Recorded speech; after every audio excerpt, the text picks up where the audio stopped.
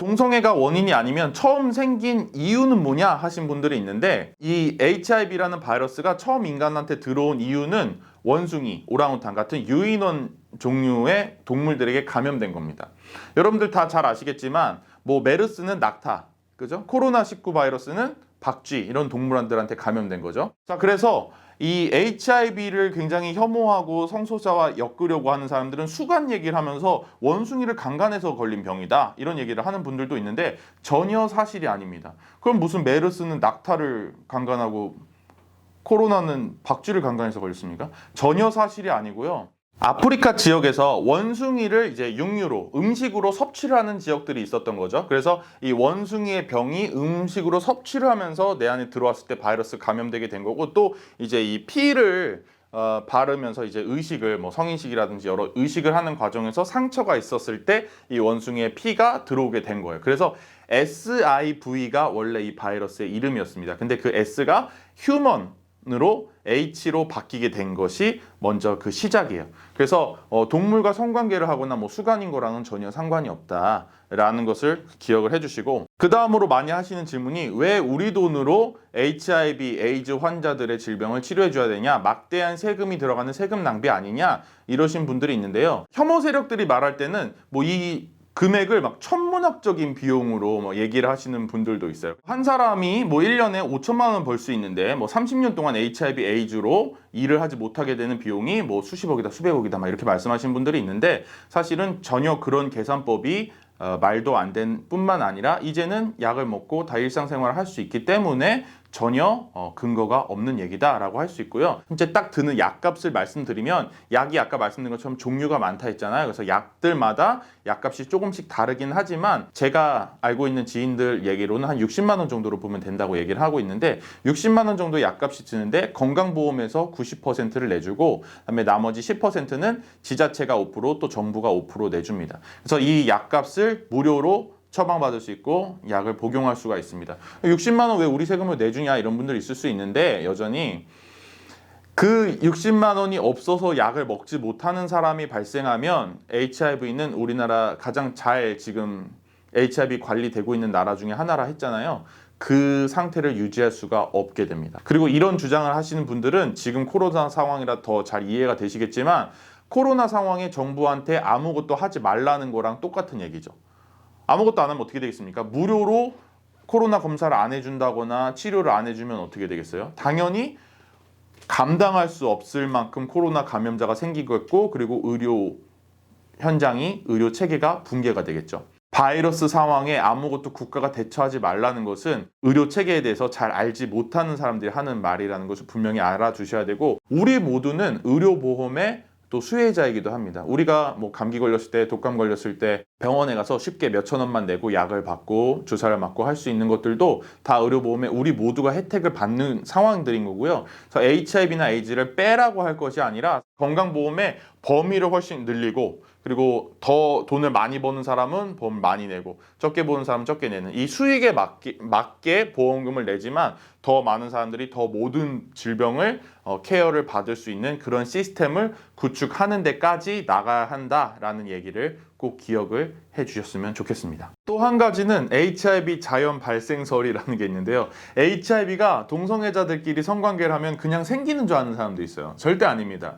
그래서 비감염인과 비감염인이 성관계를 하면 이 사람들이 이성애자건 동성애자건 상관없이 뭐 10번, 100번, 1000번, 10,000번을 성관계를 해도 절대 이 안에서 HIV가 자연적으로 생기질 않아요. 말이 안 되는 거예요.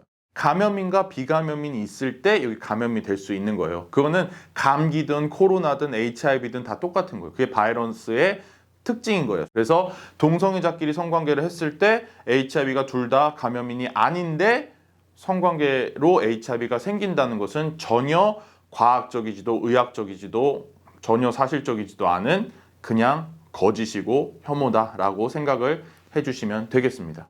HIV, 에이즈를 동성애병이라고 말하고 다니는 사람들 때문에 오히려 이성애자들은 감염이 되지 않는 것처럼 여기는 사람들이 있고, 그래서 콘돔을 사용하지 않겠다, 노콘섹스를 하겠다, 또 콘돔을 쓰면 느낌이 좋지 않다, 이러면서 처음 만난 사람과 또는 애인과 또는 심지어 성매매를 하러 가서도 돈을 더 내고도 노콘 섹스를 하겠다라는 사람들이 있는데 절대 안 될 일이죠. 그래서 이렇게 되면은 당연히 성병, HIV를 포함한 성병을 다른 사람들에게 감염을 시킬 수가 있겠죠.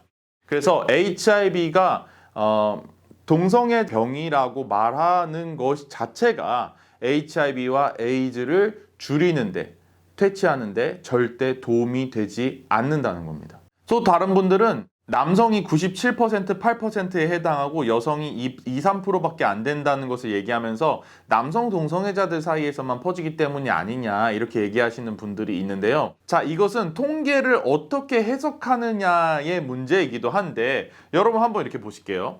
자, 한국 사회에 동성애자들이 약 5% 있다고 해볼게요. 그러면 이성애자들이 95%가 있는 거예요.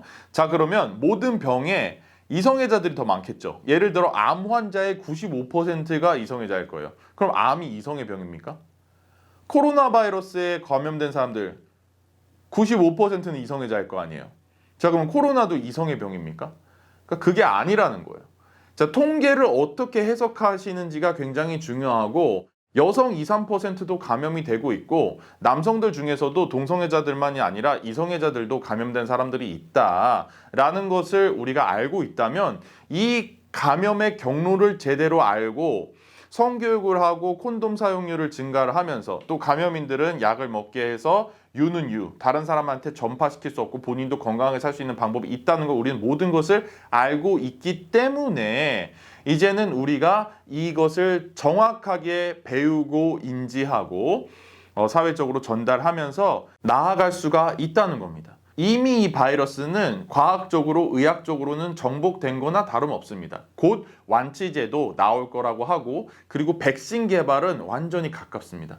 그래서 이미 정복된 거나 다름없는 바이러스를 각종 혐오와 싸우느라 이미 정복된 만큼 우리가 확실히 줄여나가고 있지는 못한 상황인데요. 정확한 성교육을 하고 또 콘돔 교육을 하고 저는 그리고 콘돔도 배포를 했으면 좋겠다는 생각이에요. 그래서 저희 같은 인권단체나 학교의 보건실이나 또 여성단체나 많은 곳에서 콘돔을 배포를 해야 또 접근성이 높아지거든요. 저는 월경대와 함께 콘돔이 이제 배포가 돼야 많은 사람들의 건강을 훨씬 더 적은 비용으로 예방을 할 수 있다고 생각이 들거든요. 다각도의 교육과 캠페인과 법과 제도들이 함께 만들어질 때 저는 에이즈가 충분히 퇴치가 될 수 있다고 생각하고 모든 사람들이 훨씬 더 건강하고 안전하게 살 수 있는 사회가 될 수 있다라는 말씀을 드리고 싶습니다. 절대 동성애 혐오와 HIV 혐오를 버무려서 포괄적 성교육을 하면 안 되는 것처럼 성평등 교육을 하면 안 되는 것처럼 만드는 것은 절대 방법이 아니다라는 말씀을 드리고 싶습니다. 또 질문이나 후기가 있으신 분들은 저희 카카오톡 채널에 남겨주시면 응답하는 영상으로 찾아뵙도록 하겠습니다. 감사합니다. 수고하셨습니다.